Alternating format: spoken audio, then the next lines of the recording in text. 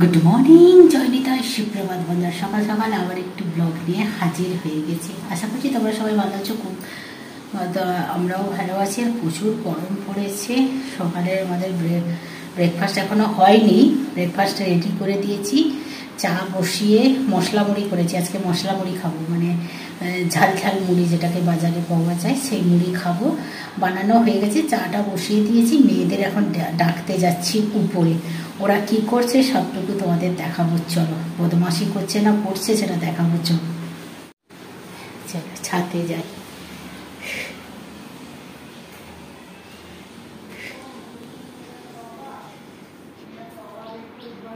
Hello hello hello hello, তোমাদের একটা কথা বলছি বন্ধুরা, দেখো এত বাইরে গরম আর আমার মেয়ে কীভাবে চুল ছেড়ে বসে আছে। তোমরা দেখলে তোমাদের এই গা জ্বালা জ্বালা করবে। ফ্যান চলছে তাও আমার মেয়ে কীভাবে মানে পরিশান করছে। আর এত আয়রন, এদিকে এত চুল উঠছে, আর এই সারাক্ষণ চুল ছেড়ে থাকার জন্য না আমার বাড়ি সারা চুলের ময়। ওকে বলছি আজকে তোকে চুল কেটে দেবো, ও বলছে না আমার এত বড় চুল কাটবো না। হ্যাঁ, এর চুলটা একটু গ্রোথ আছে, ছোটো মেয়েরও গ্রোথ ছিল, কিন্তু ছোটোকালে ওকে নাড়া দুবার করেছিল একটু সমস্যার জন্য, ওই একটু কমান হয়ে গেছি এর চুল ছাড়া দেখে। উফ, গরমেও চুল ছাড়, তোর এত চুল ছাড়ার শখ তো, তোকে আজকে ছাট করিয়ে দেবো। এত চুল দেখো, সারাক্ষণ চুল, পড়তে বসবে চুল, আর ঘর ঝাঁটাতে গিয়ে কি চুল কি চুল, এত আয়রন এখানে, তো এত চুল উঠছে। এই জন্য ওকে আজকে নিয়ে গিয়ে একদম বাটি ছাট করিয়ে দেবো। মুখ এরকম গমরা করতে হবে না, গরম পড়ছে, চুল কেটে দাও।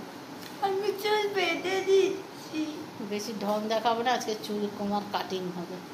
কালকের বকরি, পরশুদিন বকরি ঈদ, আজকের হবে আমার মেয়ের বাল বক ছাট। কি খাচ্ছে দেখো। এখন আমরা বেরিয়ে পড়েছি তিনজন বড়মের চুল কাটার জন্য। যাচ্ছি আমরা বাদামতলার একদম গুরুকুলের পিছনেই একদম এই পার্লারটার, খুব সুন্দর চুল কাটিং করে। আর এই দিদিভাইটার হাতে ছাড়া আমার মেয়ে কোথাও চুল কাটে না। আমরা এই যে বেরিয়ে পড়েছি, এখন বাজে কটা বলে তো, বিকেল 4:30। তাই একটু বেরিয়ে পড়লাম, তারপরে চুল কাটিং করে এই যে দোকানের সামনেই চলে এসেছি, মানে পার্লারের সামনে চলে এসেছি। খুব সুন্দর চুল কাটে। এই যে বসে পড়েছে, আগের দিন আমি বলে গেছিলাম, সেদিন দিদিভাই ছুটি ছিল আসেনি, তো এই যে চুল কাটতে শুরু করে দিয়েছে। দিদিভাই বলল তুমি ভিডিও করো, যাই করো, আমার ভিডিওটা করো না, তোমরা চুল কাটিংয়ের ভিডিও ছাড়ো।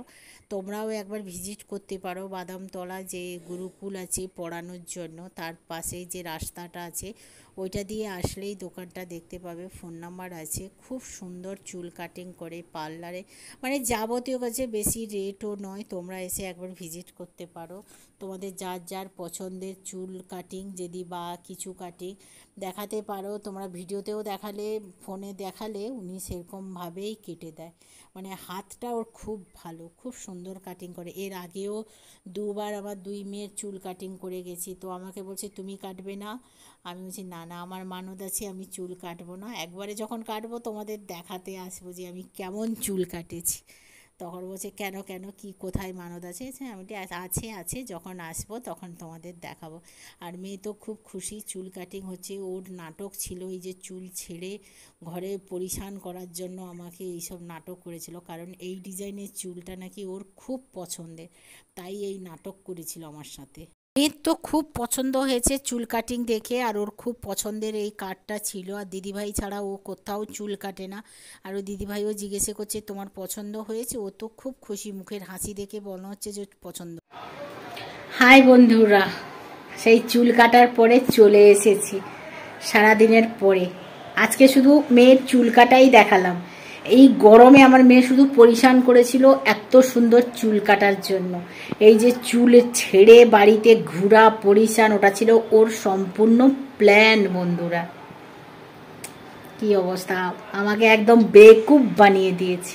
কি করব বলো, মা তো শুধু বেকুব বলে, আমাকে বলছে তুমি আবারও বেকুব বনে গেলে। কি করব বলা, সুন্দর। চলো, মেয়ে যখন চুল কাটবে, চুল ছাড়ছে, আমি বুঝতে পেরেছিলাম যে ওটা নাটক করছে। তারপরে বললো যে না আমি চুল, যেই আমি একবারই বললাম যে তোর চুল কেটে দেবো, তাই রাজি হয়ে গেছে। সঙ্গে সঙ্গে চলে গেলাম। চুল কাটটা সত্যি খুব সুন্দর হয়েছে। ওই দিদিভাইটা এত সুন্দর চুল কাটে। আমাদের যত একজনের কাছে আমার ছোটো মেয়েকে চুল কেটেছিলাম একদম বেকার করে দিয়েছে, আবার এসে এর কাছে আমাকে সুন্দর করে সাইজ করেছে। বড় মেয়ে তো ওখানে চুল কাটে, দিয়ে আমাকে বলছিল তুমিও ভাবি চুলটা ঠিক করে না, এখন আমি না গো আমার মানত আছে, আমি চুল কাটবো না, আমার তিরুপতি বালাজিতে আমার মানত আছে, সেটা শোধ হওয়ার সময় তখন পর্যন্ত আমাকে চুল আমি কাটতে পারবো না, যার জন্য করি না। তো আইব্রু করেছিলাম অনেক দিন পরে আইব্রু করলাম, করলাম, ভালো লাগলো। মেয়েরা বললো মা একটু আইব্রু করে নাও, বসে আছো আইব্রু করে নাও। তো আইব্রু একটু করে নিলাম, আর নিয়েছে আমাদের বোধহয় 350 টাকা, আমাদের মেয়ের 450 টাকা মেয়ের চুলের কাটিংটা যা ছিল তাই সুন্দর করে কেটেছি। আর ও দিদি ভাইটা হচ্ছে নেপালি, খুব সুন্দর হাত, এত কাচকাচ করে কেটে দেয়, খুব সুন্দর চুল কাটিং করে। তোমরাও একবার এসে ভিজিট করতে পারো, একদম বাদামতলা যে কেভি স্কুল আছে অপোজিটে যে গুরুকুল আছে ওর পাশ দিয়ে রাস্তাটা, একদম দুটো দোকানের পরেই দিদির পার্লারটা, ডিলাক্স টেলারিং শপের পাশেই একদম। খুব ভালো সব কিছু হয়, ফেসিয়াল কারের কাছে অল ওভার সব কিছু পার্লারে কাজ হয়, তোমরা একবার ভিজিট করতে পারো, খুব সুন্দর হয়েছে। মেয়েটাও খুব খুশি, ছোটো মেয়েকে বললাম যে মামা আমি আর কাটবো না এখন গরমে, একটু গরম শেষ হোক তারপরে চুল কাটবো। কেমন লাগলো আমার মেয়ের চুল কাটিংটা তোমরা কমেন্ট করে জানিও, ভালো লাগলো।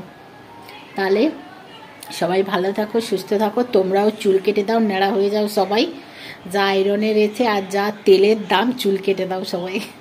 মজাক করলাম। তাহলে আজকের মতন টাটা বাই বাই, সবাই ভালো থাকো সুস্থ থাকো, আবার একটা নতুন ব্লগে তোমাদের সাথে নতুনভাবে দেখাচ্ছে। অনেক দিন পরে ভিডিও দিলাম, সত্যি কথা বলছি, আমার ফোনটা খারাপ হয়ে গেছিলো, তারপরে নিজের শরীর ভালো নয়, তাই ভিডিও করতে পারছিলাম না। আর এই চুল কাটিংয়ের ভিডিওটা অনেক দিনের ছিল, সেটা ছাড়বো হয়নি, ফোনটা খারাপ হয়ে গেছিলো। তাহলে চলো আজকের মতন টাটা বাই বাই, জয় নিতাই, আবার একটা নতুন ব্লগে নতুনভাবে দেখাচ্ছে, ততক্ষণ আমার সাথে জুড়ে থাকো।